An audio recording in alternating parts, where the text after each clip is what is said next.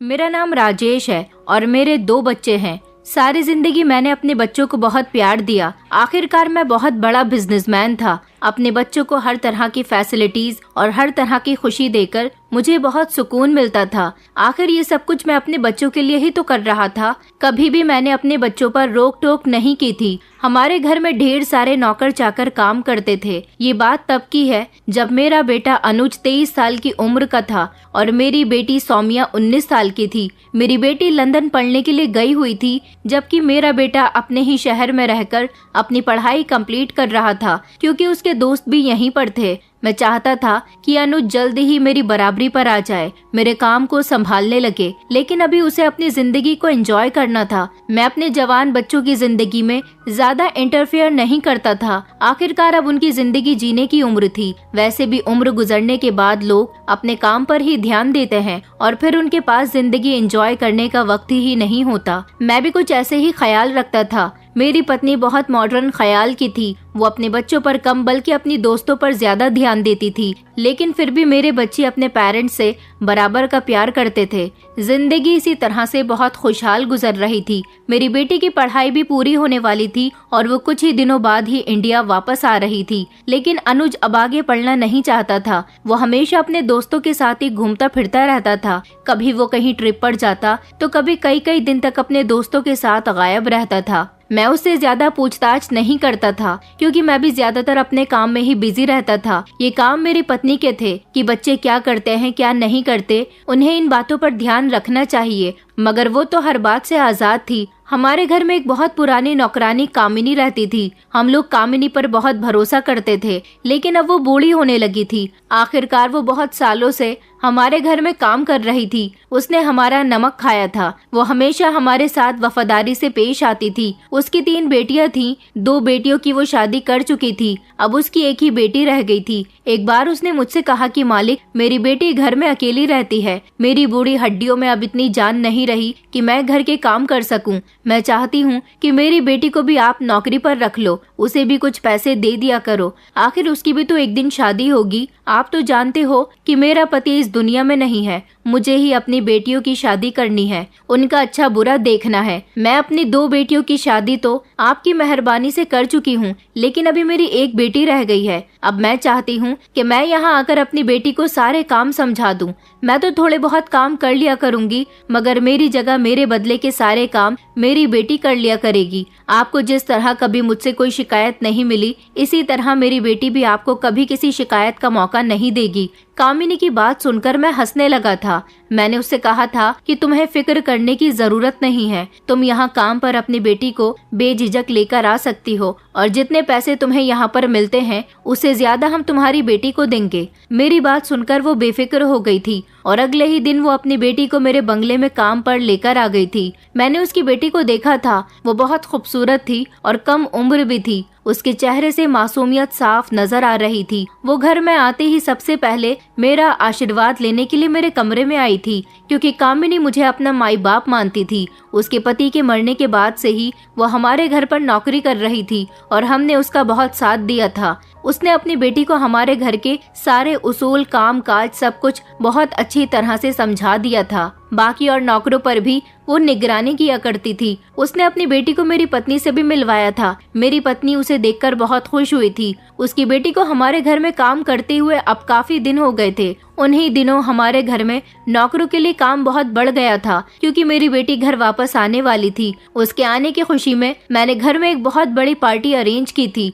जिसमें मैंने अपनी बेटी की स्कूल की और कॉलेज की सारी फ्रेंड्स को बुलाया था और उसमें हमारे काफी सारे रिश्तेदार और बिजनेस पार्टनर्स भी आए हुए थे। मेरी बेटी का वेलकम बहुत धूमधाम से किया गया था। वो हम सबको देखकर बहुत खुश हुई थी और पार्टी भी अच्छी तरह से निपट गई थी। मेरा बेटा भी अपनी बहन के आने पर बहुत खुश था। उसने उसे अगले ही दिन ढेर सारी शॉपिंग करवाई थी। मेरी बेटी जब कामिनी से मिली तो उसने अपनी बेटी की मुलाकात मेरी बेटी से करवाई थी, जिसे देखकर मेरी बेटी बहुत खुश हुई थी। कंगना की आदत सौम्या को बहुत पसंद आई थी, इसलिए उसने उसे अपनी पर्सनल नौकरानी बना लिया था, जो सिर्फ मेरी बेटी के ही काम करे। घर के बाकी के कामों के लिए सौम्या ने बाकी नौकरों से कह दिया था, लेकिन कंगना को उसने सिर्फ अपने लिए ही ट्रेन करना शुरू कर दिया था, क्योंकि जब से मेरी बेटी घर आई थी तभी से उसके दोस्त उससे मिलने के लिए आ रहे थे। तो कभी वो उनके साथ घूमने के लिए जाती थी, तो कभी उसके सारे दोस्त इकट्ठा होकर घर में पार्टी करने के लिए आ जाया करते थे। इस दौरान मेरी बेटी के सारे ही काम कंगना करती थी,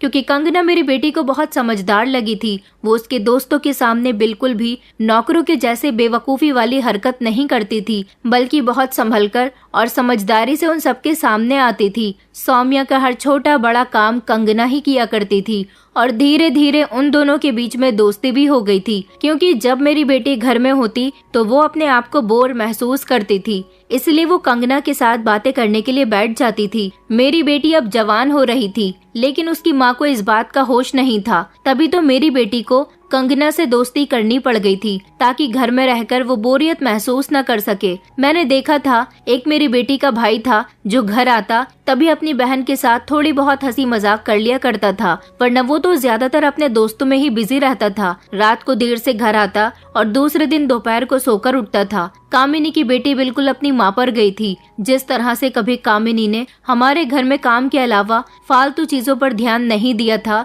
इसी तरह से उसकी बेटी भी थी। वक्त इसी तरह से गुजरता जा रहा था। जिंदगी में किसी तरह की कोई परेशानी नहीं थी। मैं हर तरफ से बहुत सुकून की जिंदगी गुजार रहा था, क्योंकि मेरे घर में और बिजनेस में बहुत सुख शांति थी। लेकिन फिर एक दिन ऐसा हवा का झोंका आया जिसने मेरे दिल के सुकून को बर्बाद करके रख दिया था। लगभग 2-3 दिन गुजर गए थे। मेरी बेटी मेरे कमरे में शिकायत करने आई और कहने लगी कि डैड देखिए ना, कंगना काम पर नहीं आ रही है। आपको पता है, जिस दिन से मैं इस घर में आई हूँ मुझे कंगना की ही काम की आदत हो गई है। कामिनी आंटी कहती हैं कि उसकी तबीयत ठीक नहीं है। मैंने उनसे कहा है कि आप उसका अच्छे डॉक्टर से ट्रीटमेंट करवाइए, ताकि वो जल्द से जल्द ठीक हो जाए और घर पर वापस आ जाए। मुझे उसकी बहुत बुरी आदत हो गई है। मुझे दूसरी नौकरानियों के हाथ से अपना कोई काम पसंद नहीं आ रहा। मैंने उसी समय कामिनी को बुलाया था और उससे पूछा था कि तुम्हारी बेटी को क्या हुआ। कामिनी की आंखों में आंसू थे। वो कहने लगी कि पता नहीं मालिक, मेरी बेटी को क्या हो गया। 3 दिन से बुखार में जल रही है, डरी डरी सी है, बहुत अजीब अजीब सी हरकतें कर रही है, डॉक्टर के पास जाने के लिए तैयार नहीं है। मैंने उससे कहा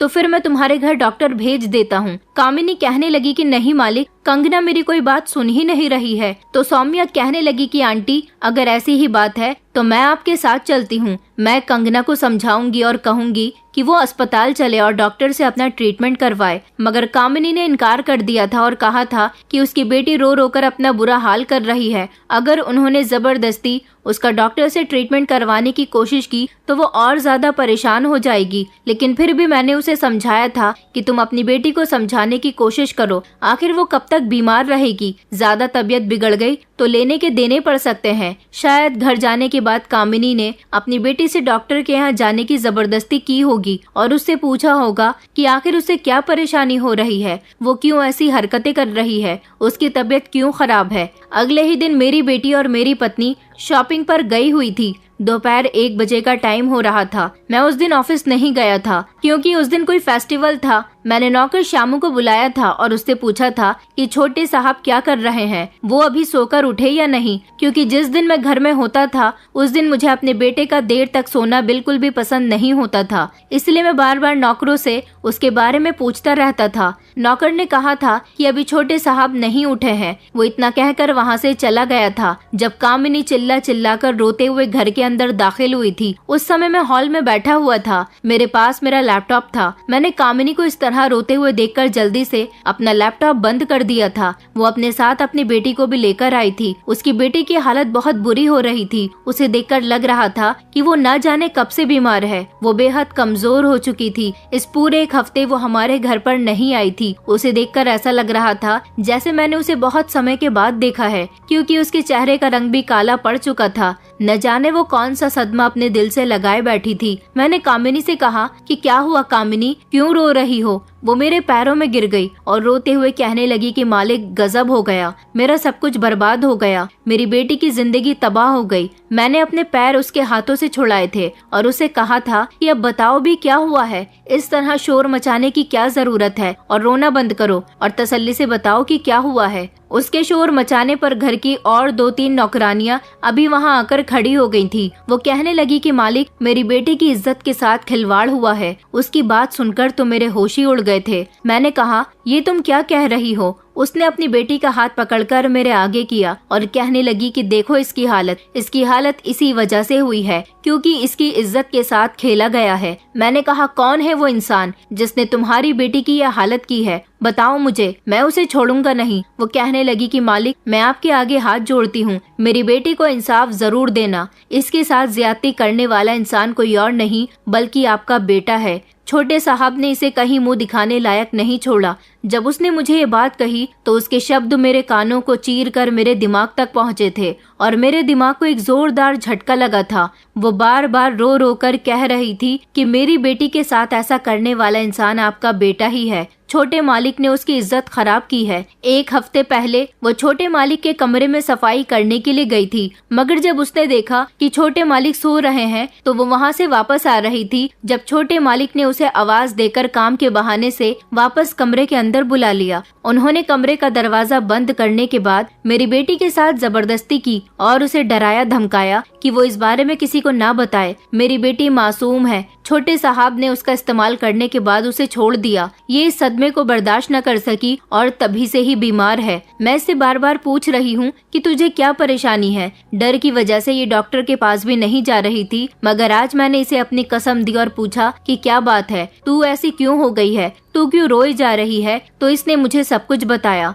मैंने तभी चिल्लाकर कहा कि ऐसा नहीं हो सकता, तुम्हारी बेटी झूठ भी तो बोल सकती है, मेरा बेटा ऐसा नहीं है, ये मेरे बेटे पर इल्जाम लगा रही है और तुमने इसकी बात का यकीन कर लिया। कंगना ने मेरे आगे हाथ जोड़े और कहने लगी कि नहीं मालिक, मैं इल्जाम नहीं लगा रही, छोटे साहब ने सच में मेरे साथ जबरदस्ती की है। मैंने कहा कि नहीं, ऐसा हो ही नहीं सकता, मेरा बेटा तो ज्यादातर घर में रहता ही नहीं है। वो कहने लगी कि मालिक, इसने मुझे बताया है कि काफी दिनों से छोटे साहब की इस पर गंदी नजर थी, मगर ये उनकी गंदी नजर को समझ नहीं पाई थी। उसे तो लगता था कि छोटे साहब बहुत भले इंसान है, मगर छोटे साहब उसके साथ ये सब करेंगे, इस बात का इसे अंदाजा नहीं था। उस समय मुझे अपने कानों पर विश्वास नहीं हो रहा था। मैंने नजर घुमाकर देखा तो नौकरानियां अभी भी खड़ी हुई हमारी बातें सुन रही थी। जब मैंने उन्हें गुस्से से डांट दिया और वहां से जाने के लिए कहा, मैंने कहा, कामिनी, तुम मेरे बेटे को बदनाम कर रही हो। वो कहने लगी कि मालिक, हम गरीबों के पास सच्चाई दिखाने के सबूत नहीं होते,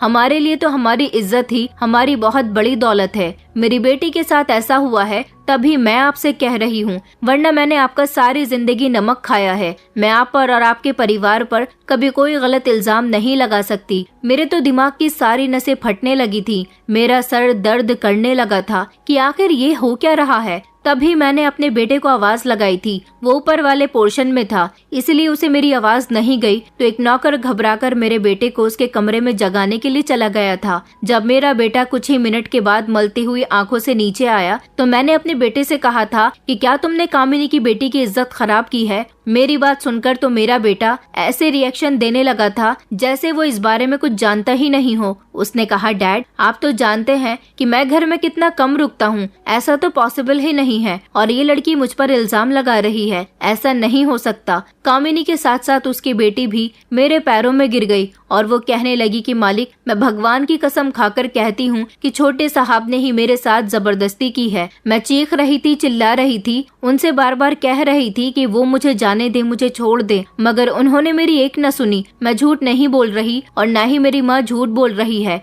उस लड़की की मासूमियत और उसका एक एक शब्द चीख चीख कर गवाही दे रहा था कि वो सच में झूठ नहीं बोल रही, जबकि मेरे बेटे की नजर में अच्छी तरह से पहचान गया था कि वो मुझसे नजरें चुरा रहा था। इसका मतलब साफ था कि मेरे बेटे ने उसकी बेटी की इज्जत खराब की है। मैं समझ चुका था, क्योंकि मैं कई सालों से कामिनी को जानता था तो अपने बेटे को भी बहुत अच्छी तरह से जानता था। मैं तो इस समय कामिनी से नजरें मिलाने काबिल नहीं रहा था, लेकिन मेरी भी लोगों में रेपुटेशन थी। अपने बेटे की वजह से मैं अपनी इज्जत खराब नहीं करना चाहता था, लेकिन मेरा बेटा बार बार यही कह रहा था कि ये लड़की मुझ पर इल्जाम लगा रही है। ये गरीब लड़कियां होती ही ऐसी हैं, हम अमीर लड़कों को प्यार के जाल में फंसाने की कोशिश करती हैं। उसने कहा कि डैड, ये काफी दिनों से मुझ पर नजर रखे हुए है, मुझे अपने प्यार के जाल में फंसाना चाहती है। मैं जब इसकी बातों में नहीं आया तो इसने मुझ पर ऐसा घिनौना इल्जाम लगा दिया। सबकी बातें सुनने के बाद मैंने कामिनी से कहा था कि अच्छा ठीक है, जो हुआ उसे भूल जाओ, तुम्हें ज्यादा शोर मचाने की जरूरत नहीं है।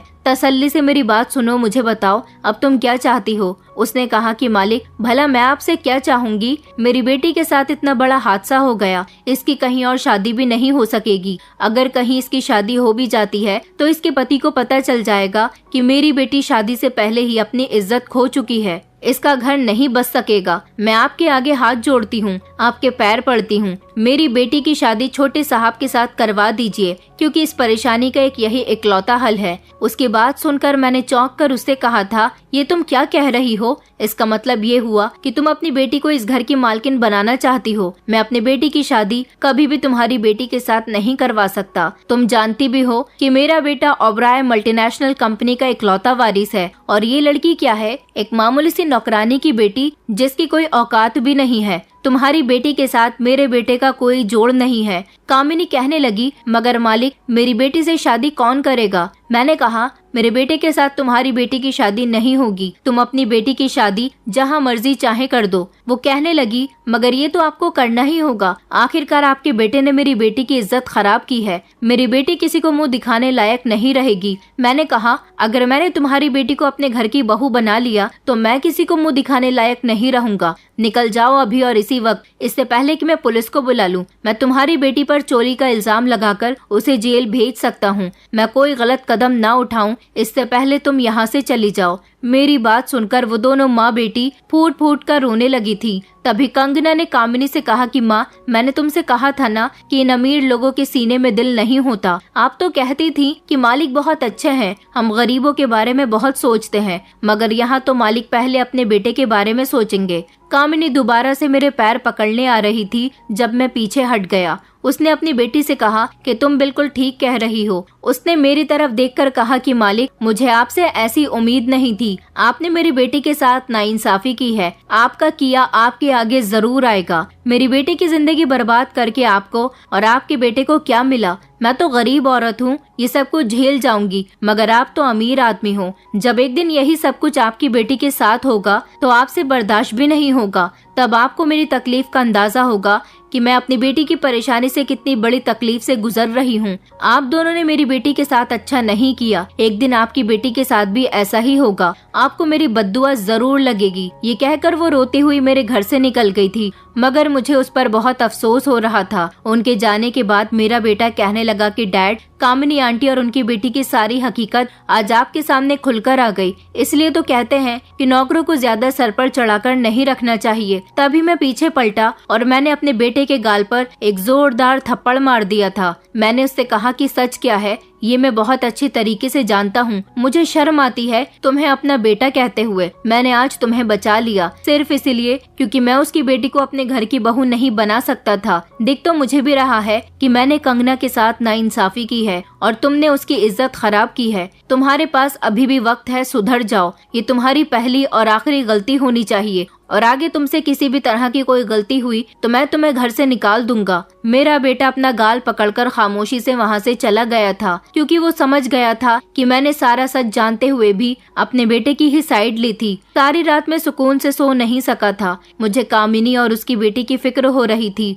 मुझे मन ही मन बहुत अफसोस हो रहा था कि मैंने उनके साथ बहुत गलत किया। वो तो मुझे ही अपना सब कुछ मानती थी, तभी तो बड़ी उम्मीद के साथ यहाँ अपनी बेटी का इंसाफ करवाने के लिए आई थी। मेरी बेटी और पत्नी जब घर पर आई तो उन्होंने मुझसे कामिनी और कंगना के बारे में पूछा था। मैंने उनसे कह दिया था कि वो दोनों यहाँ से काम छोड़कर जा चुकी हैं। इसके अलावा मैंने अपनी पत्नी और बेटी को कुछ भी नहीं बताया था। मेरी पत्नी तो खामोश हो गई थी, लेकिन मेरी बेटी ने काफी दिनों तक उन दोनों के बारे में पूछा था। वक्त इसी तरह से गुजरता गया था। मेरा बेटा भी धीरे धीरे संभल गया था, क्योंकि मैंने उसको सुधारने में बहुत मेहनत की थी। मैंने उसके दोस्तों के साथ उठना बैठना, घूमना फिरना सब कुछ बंद करवा दिया था और उसे अपने बिजनेस में ध्यान देने के लिए कहा था। उस दिन जो कुछ भी हुआ था ये सब मेरी पत्नी और बेटी को नहीं पता था। मेरा बेटा भी मेरे सामने आता तो बहुत शर्मिंदा होता था। 3 साल कैसे गुजर गए कुछ पता ही नहीं चला था। शुरू में तो मुझे कामिनी और कंगना की बहुत कमी महसूस हुई थी, क्योंकि कामिनी एक तरह से हमारी फैमिली मेंबर बन गई थी। आखिरकार 25 साल पहले जब मेरी शादी हुई थी तब मेरे पिताजी ने उसे हमारे घर पर नौकरी पर रखा था। मैं उसे तब से जानता था। और अब अचानक से उसके नौकरी छोड़कर चले जाना, ये सब मेरी पत्नी और बेटी को कुछ ठीक नहीं लगा था। लेकिन क्या कर सकते हैं, इस बात को छुपाने के लिए मुझे न जाने कितने झूठ बोलने पड़े थे। और फिर वक्त के साथ साथ सबके दिमाग से कामिनी और कंगना निकल गई थी। वो उस दिन के बाद कहाँ गई, उनके साथ क्या हुआ, हमें कुछ नहीं पता था, क्योंकि वो कभी दोबारा मेरे बंगले पर वापस नहीं आई थी। मैं भी उन दोनों के बारे में बिल्कुल भूल चुका था। वो दोनों कभी ना तो मुझे दिखाई दी थी और ना ही हमारे घर में उनके बारे में कोई बात करता था। मैं अपनी बेटी की शादी करना चाहता था। लोग कहते थे कि पहले मैं अपने बेटे की शादी करूं, लेकिन मैंने अपने बेटे का रिश्ता अपने बिजनेसमैन दोस्त की इकलौती बेटी और करोड़ों की मालकिन से लगा दिया था, क्योंकि मैं अपने ही लेवल की बहू अपने घर में लेकर आना चाहता था। और मेरी बेटी का रिश्ता भी मैं ऐसे ही घर में करना चाहता था जो लोग हमारे लेवल के हों। फिर फाइनली मेरी बेटी के लिए भी एक ऐसा ही रिश्ता मिल गया था। मेरी बेटी के ससुराल वाले तो यूरोप में रहते थे, लड़का अकेला ही यहाँ रहता था और अपना सारा बिजनेस वो अकेला ही संभाल रहा था। मुझे वो बहुत पसंद आया था। उसके पेरेंट्स उन दोनों की शादी करवाने के बाद वापस यूरोप चले गए थे, मगर मेरी बेटी और दामाद इसी शहर में रहते थे। कभी कभी मेरे दामाद का यूरोप आना जाना लग जाता था। जब वो यूरोप जाता था तो उसे वहाँ का भी बिजनेस संभालना होता था, क्योंकि उसके डैड ने वहाँ पर भी एक अपनी मल्टीनेशनल कंपनी खोली हुई थी। वो अपने पेरेंट्स का इकलौता बेटा था, इसलिए उस पर चारों तरफ की जिम्मेदारी थी। मेरी बेटी अपनी ससुराल में बहुत खुश रह रही थी। मैं भी बेफिक्र था कि मेरी बेटी को अच्छी ससुराल मिल गई थी, जहाँ पर वो राज कर रही थी। धीरे धीरे मेरी बेटी की शादी को 8 महीने गुजर गए थे। अब मैं 2 महीने बाद अपने बेटे की भी शादी करने वाला था। सब कुछ बिल्कुल ठीक चल रहा था जब एक दिन मेरी बेटी रोते हुए घर आई थी। उसकी हालत बहुत खराब हो रही थी। वो बस रोए चले जा रही थी। समझ नहीं आ रहा था कि वो क्यों रो रही है। मेरी पत्नी ने सौम्या को छूकर देखा तो वो चिल्ला उठी और कहने लगी कि इसे तो तेज बुखार है। मेरी बेटी रोते रोते बेहोश हो गई थी। हमने उसे अस्पताल में एडमिट करवा दिया था। डॉक्टर ने बताया कि ये प्रेग्नेंट है और इनको 1.5 महीने की प्रेगनेंसी है। इन्हें अपना ख्याल रखना चाहिए। स्ट्रेस लेना इनके लिए ठीक नहीं है। ये बात सुनकर एक तरफ हम लोग खुश हुए थे तो दूसरी तरफ हमें दुख भी सता रहा था कि हमारी बेटी सौम्या को आखिर स्ट्रेस किस बात का है कि उसकी कंडीशन ऐसी हो गई है। मगर वो बेहोश थी। होश में आती तभी हमें सब कुछ बता सकती थी। हम उसके होश में आने का इंतजार कर रहे थे। लगभग 2 घंटे के बाद वो होश में आई थी तो मेरी पत्नी उससे मिलने के लिए कमरे में चली गई थी। मैं भी दरवाजे से खड़ा हुआ अपनी बेटी को देख रहा था। वो होश में आते ही फिर से मेरी पत्नी को चिपटकर फूट फूट कर रोने लगी थी। मेरी पत्नी बार बार उससे पूछ रही थी कि बेटा आखिर क्या हुआ है, तुम रो क्यों रही हो, क्या तुम्हारे पति से तुम्हारा कोई झगड़ा हुआ है? मगर वो तो इस समय यूरोप में है। बताओ भी क्या बात है बेटा, हम तुम्हारी वजह से बहुत परेशान हो रहे हैं। फिर मेरी बेटी ने एक ऐसी सच्चाई अपनी माँ को सुनाई थी जो मैं भी दरवाजे से खड़ा हुआ सुन रहा था। लेकिन मुझे वो सब सुनने के बाद ऐसा महसूस हो रहा था जैसे मेरे पैरों के नीचे जमीन ही नहीं है। मुझे अपने कानों पर विश्वास नहीं हो रहा था। मुझे चारों तरफ से बिजली कड़कती हुई नजर आ रही थी। मुझे अपनी जिंदगी बुरी लगने लगी थी। मुझे खुद से अब नफरत महसूस होने लगी थी। मेरी बेटी रोते हुए बता रही थी कि पिछले 2 महीने से उसके घर में मौजूद एक नौकर उसे बहुत परेशान कर रहा है। एक दिन मेरी बेटी अपने कमरे में आराम कर रही थी जब वो नौकर जबरदस्ती उसके कमरे में घुस आया। उसने कमरे का दरवाजा बंद कर लिया और उसके साथ जबरदस्ती की। मेरी बेटी अपने आप को उससे बचा नहीं सकी थी। वो नौकर मेरी बेटी की इज्जत खराब कर चुका था। मेरी बेटी ने उसे धमकी दी थी कि वो सबको उसके बारे में बता देगी, लेकिन उसने उल्टा मेरी बेटी को ही धमका दिया था। उसने कहा था कि अगर आपने ऐसा कुछ भी करने की कोशिश की तो मैं आप पर इल्जाम लगा दूंगा और मालिक से कह दूंगा कि आपका किसी लड़की के साथ चक्कर चल रहा है। मेरी बेटी उसके आगे हाथ जोड़ रही थी कि प्लीज मेरे साथ ऐसा मत करो, मगर वह हर रोज अपने मालिक के घर में ना होने का फायदा उठाता था और मेरी बेटी के साथ हर रोज ज्यादती करता था। मेरी बेटी ये बात हम लोगों को भी बताना चाहती थी, मगर इन दिनों हम अनुज की शादी की तैयारियों में बिजी चल रहे थे। उसने काफी दिनों तक ये बात छुपाए रखी, लेकिन जिस दिन उसका पति घर आया तो उसकी बहुत ज्यादा तबीयत बिगड़ गई थी। उसके पति ने डॉक्टर को बुला लिया था। डॉक्टर ने बताया कि आपकी पत्नी प्रेग्नेंट है। ये सुनकर उसके पति को एक जोरदार झटका लगा था और उसने इस बच्चे को अपना मानने से साफ इनकार कर दिया था। मगर मेरी बेटी ने बताया कि वो फूट फूट कर रो रही थी और अपने पति से कह रही थी कि ये बच्चा आपका ही है। उसे इस बात का अंदाजा नहीं था कि वो नौकर के बच्चे की माँ बन गई है, क्योंकि ये बच्चा सच में मेरे दामाद का नहीं था, क्योंकि उसकी प्रेगनेंसी 1.5 महीने की थी, जबकि पिछले 3 महीने से मेरी बेटी का पति यूरोप गया हुआ था। मेरी बेटी बार बार उसे सफाई दे रही थी कि ये बच्चा सिर्फ और सिर्फ आपका है, लेकिन मेरा दामाद लगातार यही कह रहा था कि ये बच्चा कहीं से कहीं तक भी मेरा नहीं हो सकता। मैं पिछले 3 महीने से यहाँ पर नहीं हूँ और तुम्हारी प्रेगनेंसी 1.5 महीने की है। इस बीच 1.5 महीने में तुम किसके साथ रंगरलियां मनाती रही हो, ये तो तुम ही जानती हो। मैंने तो कभी तुम पर शक भी नहीं किया। मुझे क्या पता था कि तुम मेरी पीठ पीछे मुझे धोखा दे रही हो। अपने पति की सारी बात सुनने और समझने के बाद मेरी बेटी को याद आया था कि इस बच्चे का असल बाप कौन है। मेरी बेटी ने अपने पति को सब कुछ बता दिया था, मगर उसके पति ने उसकी किसी भी बात पर यकीन नहीं किया था। उसने कहा था कि अब अपनी सच्चाई को छुपाने के लिए तुम सारा इल्जाम घर के नौकर पर लगा रही हो। ये नौकर हमारे घर पर पुराना नौकर है, हम इस पर बहुत भरोसा करते हैं, भला वो तुम्हारे साथ ऐसा कभी नहीं कर सकता। मेरी बेटी जोर जोर से रो रही थी। वो चीख चीख कर कह रही थी कि उसके साथ ये सब कुछ नौकर ने ही किया है। जब नौकर भी वहाँ आ गया था और मेरे दामाद ने नौकर से सवाल किया तो वो पूरी बात सुनने के बाद कहने लगा कि नहीं मालिक, ऐसा कैसे हो सकता है। मालकिन तो मेरे लिए मेरी भाभी की तरह है, भला मैं अपनी भाभी पर कैसे गंदी नजर रख सकता हूँ। हाँ, मगर मैं आपको एक ऐसा सच बताना चाहता हूँ जो शायद मुझे नहीं बताना चाहिए। अब बात आपके घर खराब होने पर आ गई है और मैंने आपका नमक खाया है, इसलिए मैं आपके साथ कभी भी गद्दारी नहीं कर सकता। वो नजरें चुराने लगा था। जब मेरे दामाद ने उससे पूछा कि तुम मुझसे नजरें क्यों चुरा रहे हो, बताओ जो भी बात है, तो उसने बताया कि मालकिन से मिलने के लिए आपके पीछे हमेशा घर में एक लड़का आया करता था। मालकिन का उससे अफेयर चल रहा था। ये बात तो मैं काफी दिनों से जानता था। मालकिन उससे मिलने के लिए हमेशा बाहर जाती थी, लेकिन अब वो उन्हें घर में भी बुलाने लगी थी। ये बात सुनकर मेरे दामाद का खून खौल उठा था और उसने मेरी बेटी के थप्पड़ मार दिया था। उसने कहा था कि मुझे तुमसे ऐसी ही उम्मीद थी, तुम खुद ठीक नहीं हो और इल्जाम नौकर पर लगा रही हो। मेरी बेटी बार बार उससे यही कह रही थी कि ये झूठ बोल रहा है, मेरी इज्जत इसने ही खराब की है, मैं सच कह रही हूँ। मगर उसका पति उसकी कोई भी बात सुनने के लिए तैयार नहीं था और उसने उसके कैरेक्टर को गलत साबित करके उस अपने नौकर की बातों पर भरोसा करके उसे डिवोर्स दे दी थी और घर से निकाल दिया था। तभी वो रोते हुए हमारे घर वापस आई थी। ये सब अपनी माँ को वो बताकर बहुत जोर जोर से रो रही थी। डॉक्टर ने उसे मना किया था कि वो अपने दिमाग पर ज्यादा जोर न डाले और परेशान न हो, क्योंकि ऐसा करने से उसके बच्चे की सेहत पर फर्क पड़ सकता है। अभी इसकी शुरुआत के दिन थे, इसलिए उसे अपना ख्याल रखने की बहुत जरूरत थी, लेकिन उसका पति उसे डिवोर्स दे चुका था। ये सदमा उससे बर्दाश्त नहीं हो रहा था। कुछ समय के बाद मेरी बेटी की तबीयत कुछ ठीक हुई तो हम उसे घर ले आए थे। घर आने के बाद भी वो बहुत रोई थी। वो मेरे सामने फूट फूट कर रोने लगी थी और कह रही थी कि पापा, आखिर मुझसे ऐसी कौन सी गलती हो गई थी जिसकी सजा मुझे मिली है। जिस तरह मेरी बेटी उस दिन रो रही थी, उसी तरह एक दिन कामिनी और उसकी बेटी भी मेरे पैर पकड़कर रो रही थी। फर्क सिर्फ इतना था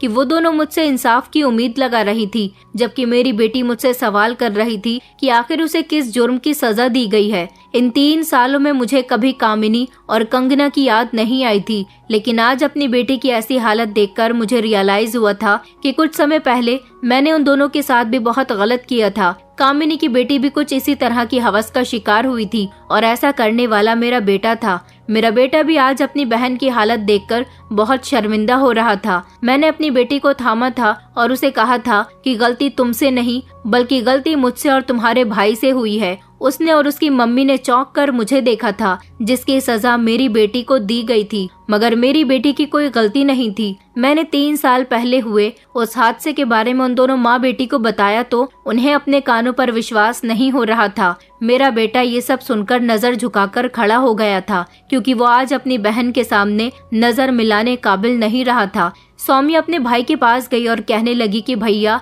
आज तो आपको कंगना की तकलीफ का अंदाजा हो गया होगा। आखिर आपने उसके साथ ऐसा क्यों किया? आपने जैसा किया था वैसा आपकी बहन को भुगतना पड़ रहा है, जबकि शर्मिंदा तो मैं भी बहुत था। मैं चाहता तो कामिनी की बेटी को अपने घर की बहू बनाकर उसके साथ इंसाफ कर सकता था, मगर मैंने ऐसा नहीं किया। दौलत, रुपया, पैसा ही सब कुछ नहीं होता। आज मुझे इस बात का एहसास हो रहा था। दौलत की वजह से ही मैंने अपनी बेटी की शादी अमीर लड़के के साथ करवा दी थी, मगर मैं ये नहीं जानता था कि अमीर लड़का मेरी बेटी को सिर्फ दौलत दे सकता है, प्यार कभी नहीं दे सकता। उसने बिना सच्चाई जाने ही मेरी बेटी को डिवोर्स देकर घर से निकाल दिया था। अगर मेरी बेटी से प्यार करता होता तो उसकी बात पर यकीन करता, लेकिन एक दिन मैंने भी तो कामिनी की बेटी की बातों पर यकीन नहीं किया था और उन दोनों माँ बेटी को जलील करके इस घर से निकाल दिया था। वो बेचारी न जाने किस किस तकलीफ से गुजरी होगी। यहाँ से जाने के बाद न जाने उन दोनों माँ बेटी का क्या हाल हुआ होगा। कामिनी बार बार रोते हुए कह रही थी कि उसकी बेटी का कभी घर नहीं बस सकेगा, लेकिन वो जाते समय ये भी बद्दुआ देकर गई थी कि एक दिन तुम्हारी भी बेटी के साथ ऐसा ही होगा, और हमारे साथ करनी भरनी हुई थी। मेरी बेटी का घर भी नहीं बस सका। मैं और मेरा बेटा फूट फूट कर रो रहे थे क्योंकि हम सौम्या को तकलीफ में नहीं देख सकते थे।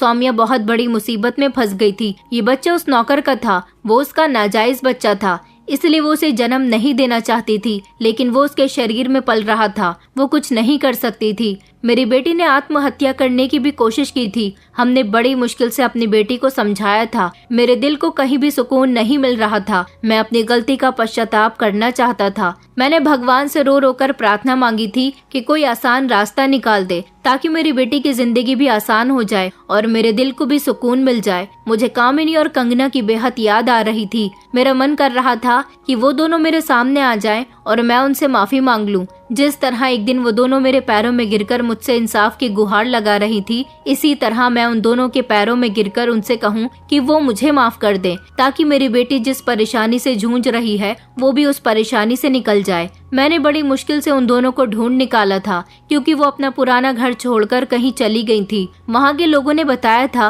कि उन्होंने वो मोहल्ला ही छोड़ दिया था, लेकिन फिर मैंने अपने कुछ आदमियों को उनको ढूंढने के काम पर लगा दिया था और फिर कुछ समय के बाद मैं इस काम में कामयाब रहा था। जब मुझे मेरे आदमियों ने कामिनी के घर का पता बताया तो मैं फौरन ही वहाँ पर चला गया था और वहाँ जाकर मैंने उन दोनों माँ बेटी के पैर पकड़कर उनसे माफी मांगी थी। मैंने देखा था कि उन दोनों की हालत बहुत खराब थी क्योंकि वो बेचारी बड़ी मुश्किल से अपना गुजारा कर रही थी। कामिनी बहुत बीमार थी, मुझे माफ नहीं कर रही थी, मगर उसकी बेटी ने कहा कि माँ, मालिक को माफ कर दो। उनको अपनी गलती का एहसास हो गया क्योंकि मैंने उनको सब कुछ बता दिया था कि तुम्हारे साथ जो हुआ उसकी सजा मेरे पूरे परिवार को मिल गई। उन दोनों माँ बेटी ने मुझे और मेरे बेटे को माफ कर दिया था, लेकिन मैं अपनी गलती का पश्चाताप करना चाहता था, इसलिए उन दोनों का माफ करना ही मेरे लिए काफी नहीं था। मैंने कामिनी से उसकी बेटी का हाथ अपने बेटे के लिए मांग लिया था। मैंने उससे कहा था कि देर से ही सही, मगर मैं तुम्हारी बेटी के साथ इंसाफ करना चाहता हूँ,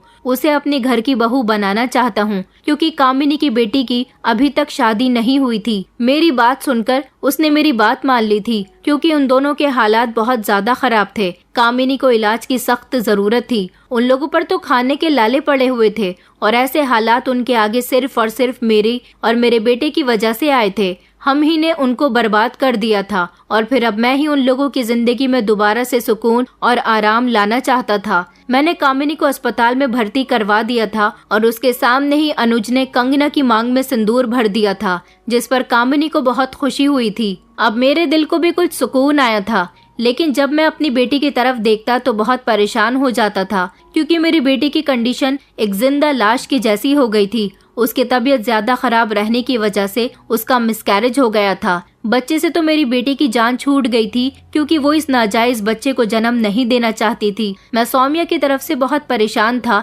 इसलिए अपना सर पकड़कर अपने ऑफिस के कैबिन में बैठा हुआ था। एक परेशानी तो जैसे तैसे हल हो गई थी, मगर अभी एक और परेशानी थी जिसके बारे में सोच सोचकर मेरा दिमाग खराब हो रहा था। तभी अचानक मेरी नजर अपने ऑफिस के एक एम्प्लॉय शरद पर गई थी। शरद बहुत समझदार और सुलझा हुआ लड़का था। वो गरीब था, 7 बहनों का इकलौता भाई था, बड़ी ईमानदारी के साथ मेरी कंपनी में नौकरी कर रहा था। उसको मेरी कंपनी में नौकरी करते हुए पिछले 5 साल हो गए थे, लेकिन कभी उसने हमारे साथ धोखाधड़ी नहीं की थी। वो हमेशा ईमानदारी और मेहनत से काम किया करता था। मुझे उसका ये अंदाज बहुत पसंद आया था, तभी तो मैं उस पर सबसे ज्यादा विश्वास करता था। ये बेचारा अपनी बहनों की शादी के बोझ तले दबा हुआ था। 7 बहनों का भाई होना कोई आसान बात नहीं थी और तब जब सारी ही बहनें जवान हों। ये सिर्फ अपनी 2 बहनों से बड़ा था, बाकी सारी बहनें इससे उम्र में बड़ी थी। माता पिता थे नहीं, इसलिए उनकी शादी की जिम्मेदारी इसके ही कंधों पर थी। मेरे दिमाग में एक आइडिया घूम रहा था। मैंने शरद को अपने केबिन में बात करने के लिए बुलाया था। मैंने उससे कहा था कि अगर मैं तुम्हारी सारी बहनों की शादी की जिम्मेदारी ले लूं और तुम्हें अपनी कंपनी का मालिक बना दूं, तो क्या तुम इस काम के लिए राजी हो जाओगे? वो मेरी बात सुनकर मेरी बातों पर विश्वास नहीं कर रहा था, क्योंकि अचानक एक ऐसा इंसान जो मिडिल क्लास हो और उसे कोई रातों रात अमीर बनने के सपने दिखाए, तो वो एक ही बार में इस बात पर यकीन कैसे कर सकता है। मगर मैंने सच में ये ऑफर शरद को दिया था, क्योंकि मैं चाहता था कि मेरी बेटी की शादी शरद के साथ हो जाए। उससे बेहतर रिश्ता मुझे अपनी बेटी के लिए कोई मिल ही नहीं सकता था। शरद बहुत अच्छा लड़का था, इसलिए मैंने ये फैसला किया था, क्योंकि इससे पहले जब मैं अपनी बेटी को अमीर लड़की के हाथों में दे चुका था तो उसका अंजाम मैं भुगत चुका था। कंगना तो मेरे घर की बहू बन गई थी, लेकिन मैं अब शरद को अपना दामाद बनाना चाहता था। मैंने शरद को यकीन दिलाने की कोशिश की कि मैं सच कह रहा हूँ, मजाक नहीं कर रहा। मैंने उसे अपनी बेबसी और अपनी बेटी की लाचारी की पूरी कहानी सुना दी थी, जिसको सुनकर वो बहुत अफसोसमंद हो गया था। लेकिन काफी सोच विचार करने के बाद वो मेरी मदद करने के लिए तैयार भी हो गया था। उसने मुझसे वादा किया था कि वो मेरी बेटी को बहुत खुश रखेगा, मगर उसे बदले में मेरी दौलत नहीं चाहिए। बस वो अपनी बहनों की शादी अच्छे लड़कों के साथ करवाना चाहता था। मैंने उसकी बहनों की शादी अमीर परिवारों में अपनी जिम्मेदारी पर अच्छी जगह करवा दी थी। उसकी बहनें ससुराल में बहुत खुश रह रही थी, जबकि उसकी 2 छोटी बहनें अभी पढ़ाई कर रही थी और उनकी पढ़ाई की भी जिम्मेदारी मैंने ले ली थी। मेरी बेटी ने मेरी मर्जी पर अपना सर झुका दिया था।